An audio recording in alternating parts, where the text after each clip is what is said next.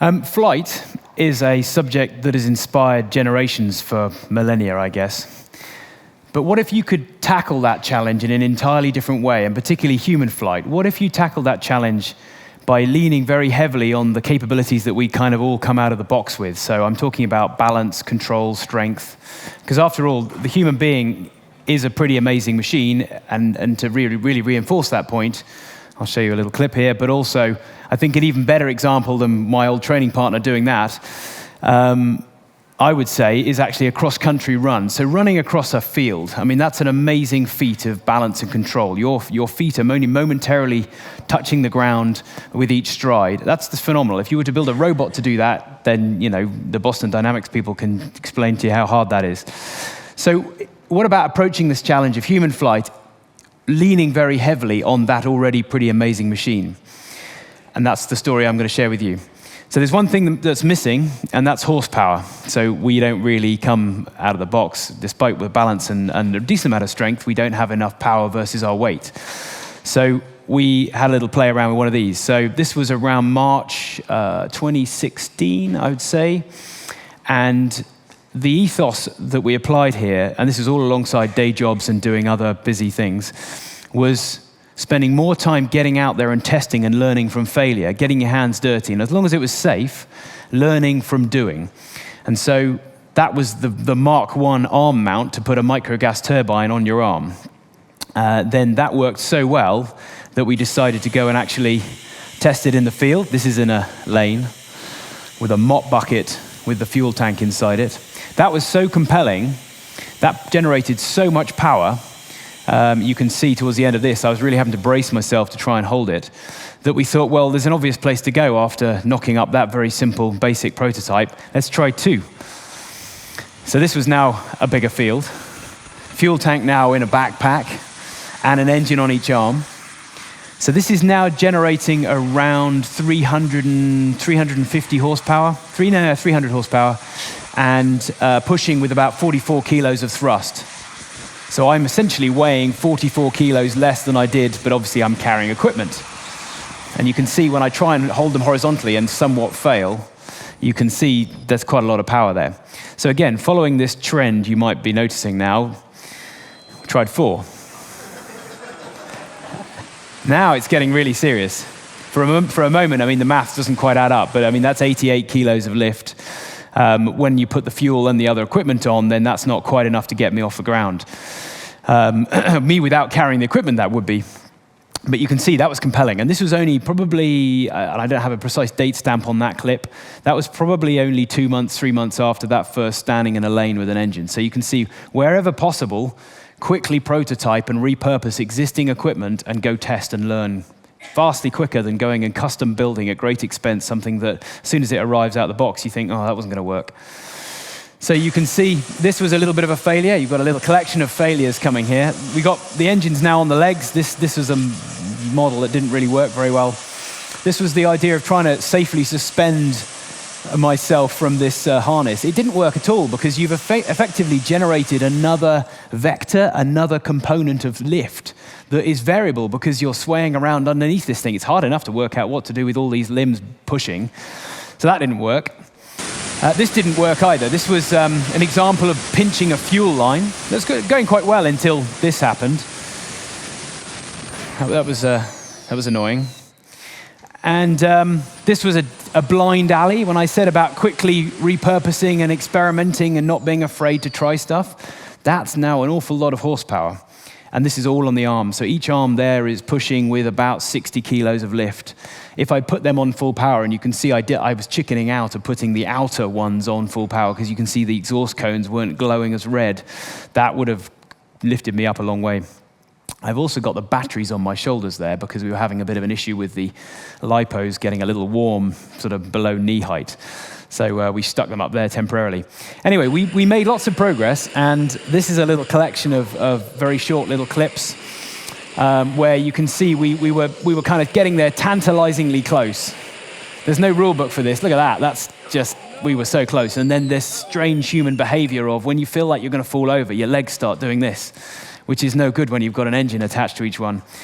But the model of 2 on each arm and 1 on each leg. That was enough on paper to lift the body. And in theory, I thought with that starting hypothesis of balance and control, that should be enough to be able to get you off the ground. And then we did this. This was November 2016. With a very wobbly right leg. That was it. You actually managed to fly in a kind of beaten up farmyard, not very far away from where I live. That farmyard was critical to this process because you could actually go and prototype something and within 5 minutes drive down the road and go and test it there, nowhere near any roads or footpaths or press or anything like that, because right up until that moment, this looked like a ridiculous pastime. But at the point we did that, that's where it changed from a crazy vision, a crazy dream, a crazy idea into something that actually worked. But failing was never far away. This is a little collection, just everybody loves the falling over. That was a recent one. As long as it's safe, and there was a big life jacket that then popped out, I didn't drown there.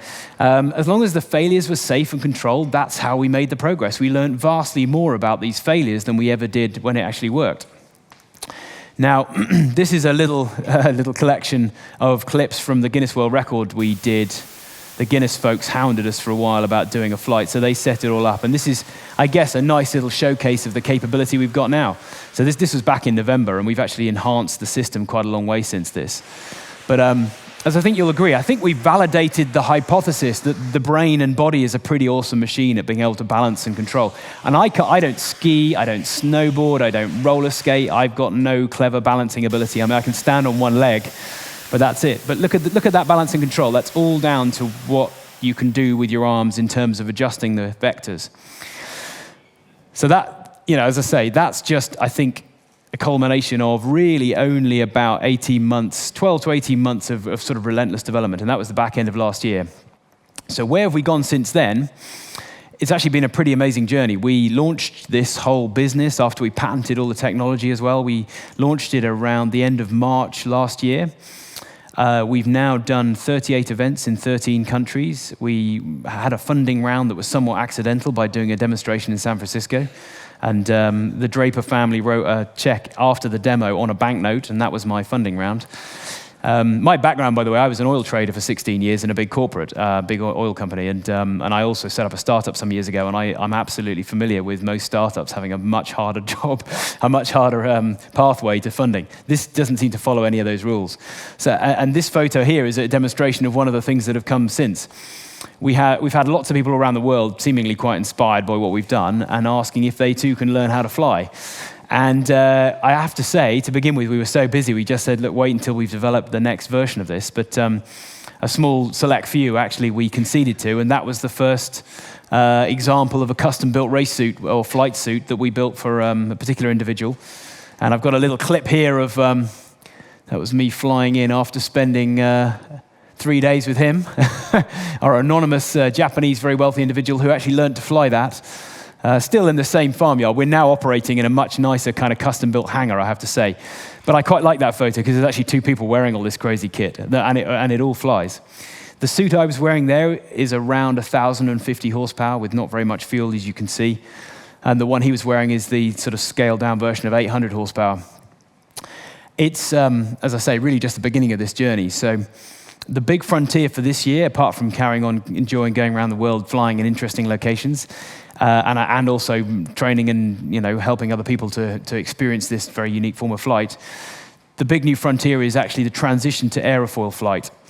So at the moment, if you know the Harrier aircraft, it just blows air downwards. In fact, I don't really think they're operational anywhere in the world now, but they used to just blow air downwards. I suppose like the F-35. That's a very inefficient way of actually getting off the ground. If you start transitioning forward into actual aerodynamic flight, then it's a vastly more efficient way to generate lift. We've got about 130% of the weight of the flight system, which is me and the kit, in thrust.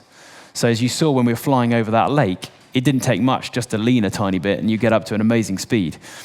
So we're working in the background to develop essentially wings. They don't need to be very big to have a big impact and start generating lift in that way.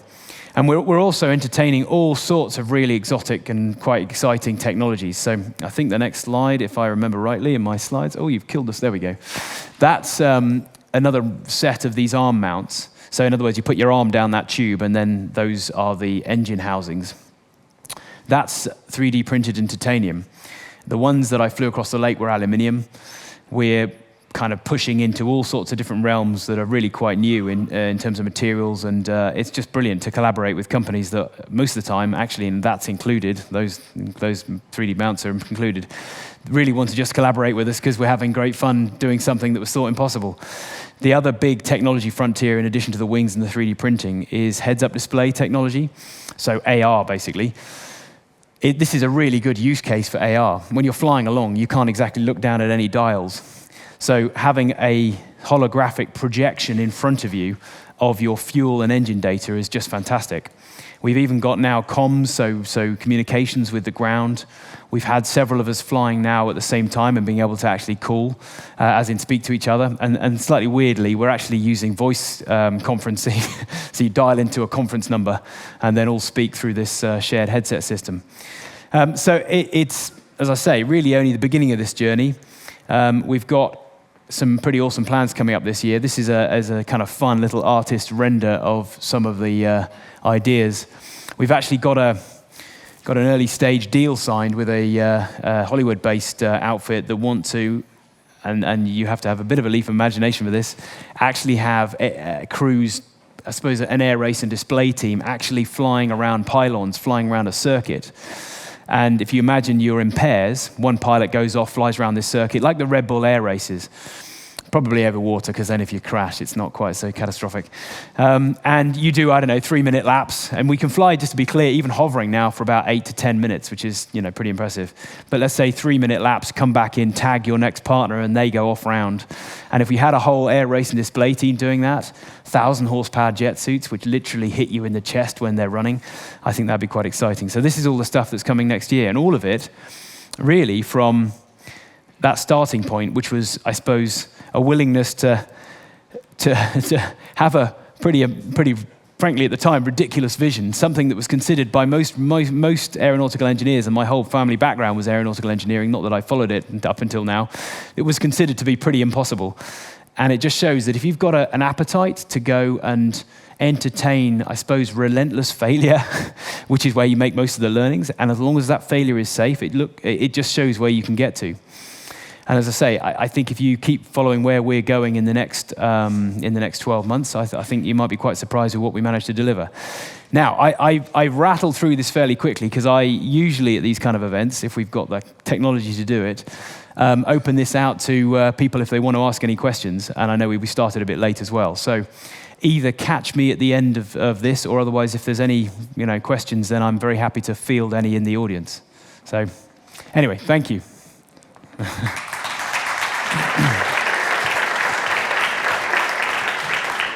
I guess I'm Stefan Salom from Infostud Serbia and Digital Serbia. I guess I'm asking what many asked you and thinking at the moment. Any estimates of the price and ability to buy? So the one that you saw there dressed in that hangar, that was $250,000, but that included 3 days of flight training and taking it away. Now actually, the guy didn't take it away. He's coming back in a couple of months' time to carry on training with the next generation of suit. So we're actually now in California and in London setting up these, essentially it's a fitted out aircraft hangar with everything you need in order to safely feel and experience what it's like to fly around. And I think we're going to mostly cater for people who want to come along and spend a day, 2 days experiencing it and learning to fly, which will be a lot cheaper, not $250,000, 50 to 100,000, that kind of range. What? You need a license to do it? No, this is the joy of doing something completely new that's not been done before. No, so as I say, 13 different countries. Everything packs down into 2 normal suitcases. I used to use these big armored Peli cases that look like you're traveling around with weapons, and they used to get a bit too much attention at airports. We still got let in everywhere, but now they're just 2 hard shell wheeled suitcases. They weigh about 23 kilos each, and we travel anywhere in the world. So if we want to do it, what do we have to do? Come to you, and where is it? You want to fly, or you want to? Yes, I want to fly. Yeah, London or California are the 2 locations. California, Yeah, okay. just come along. Okay. So the Japanese chap who you saw in that clip, he was one of the founding or early members of Ferrari Cliente, I think he'd done 3,000 kilometers of F1 driving, and he's on cameras saying that was his 3 days with us was vastly more exciting and exhilarating than driving a Formula One car. There is something pretty indescribable of hearing the wind up of 5 gas turbines, 1,000 horsepower, and then if you've ever been around a drag car, a jet fighter, Formula One, where it hits you in your chest, it hits you in your soul. It's like that. And then you're seeing a human being rise up and move around in 3 dimensions. It's pretty unusual. So yeah, either come and watch us anywhere in the world, or as I say, London or California. But we're probably going to start building more of these setups. We'll do that, I'm sure. Yeah. So thank you so much, Richard. This has been big fun. Thank you. Give a big applause.